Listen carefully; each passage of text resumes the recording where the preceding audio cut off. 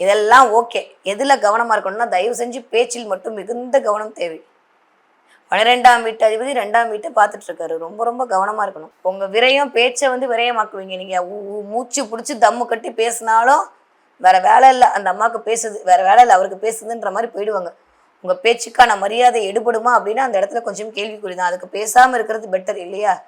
சொல்லுக சொல்லை பிரிதொரு சொல் அச்சொல்லை வெல்லும் சொல் இன்மை எரிதும் பாரு. சொல்ற சொல்ல அடுத்தவங்க சொல்லி ஜெயிக்கிற மாதிரியான சொல்லிடக்கூடாது. அதுதான் சொல்றதுக்கான அடையாளம்.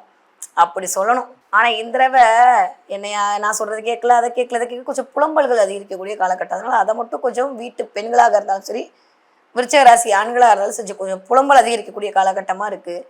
உங்களுடைய திறனறிந்து தகுதி அறிந்து நீங்க பேச வேண்டிய வார்த்தைகளை மட்டும் பிரயோகம் செய்யுங்கள். இல்லை என்றால் வார்த்தைகள் மூலமாக சில வம்பு வழக்குகளை சந்திக்கக்கூடிய காலகட்டமாகவும் அது இருக்கு.